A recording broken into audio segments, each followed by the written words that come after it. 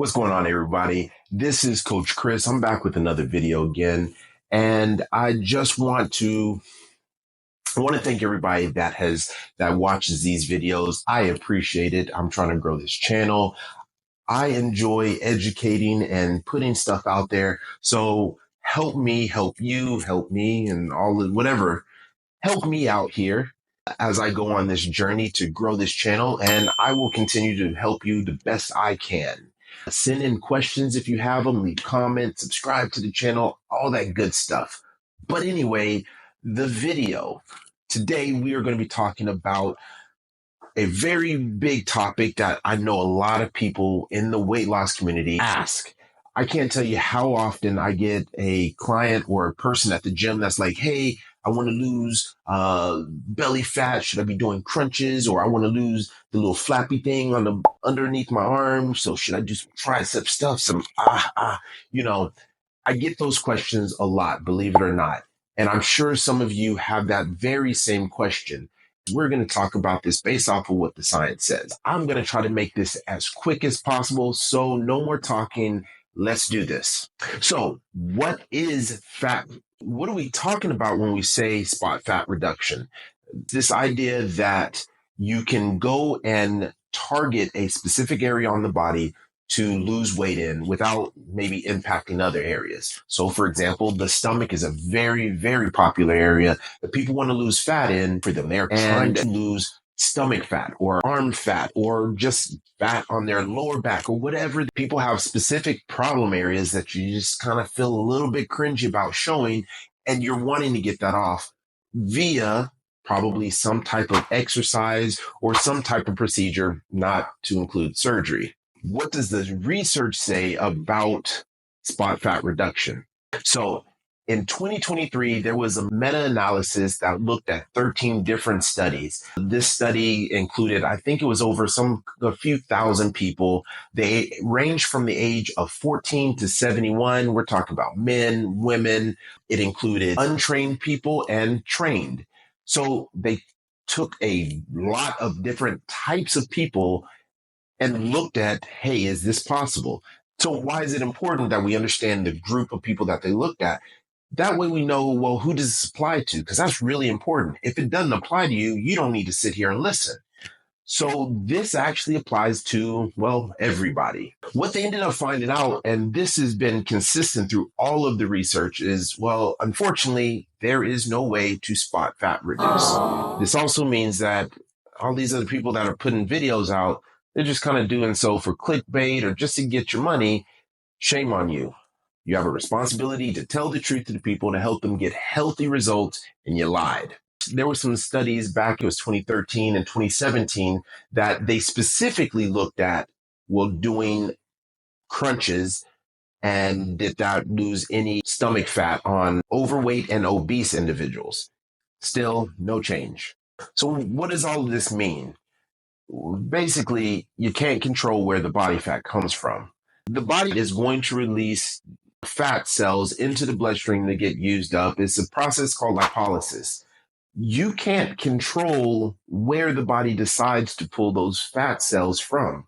All you can do is just put it in a situation to use it and use it often.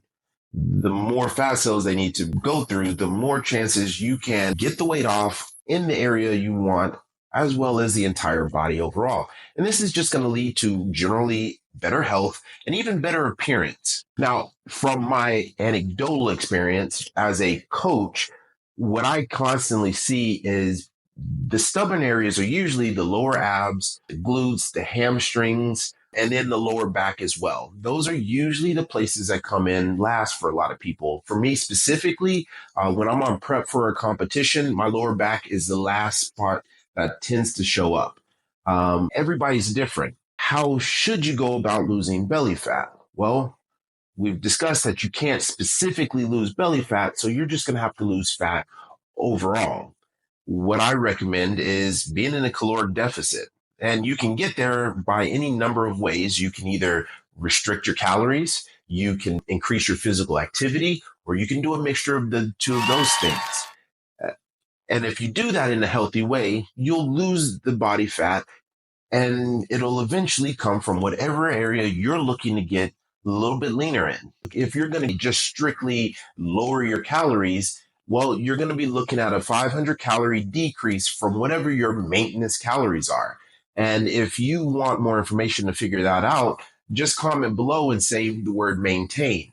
And I'll make a video and I'll explain how to figure out your maintenance body weight. We can get you to where you want to go. So 500 calorie decrease from your maintenance calorie intake, I strongly suggest adding in some resistance training. That's going to help you to build more muscle, which will increase how many calories you burn through the day, i.e. more fat loss in the long run.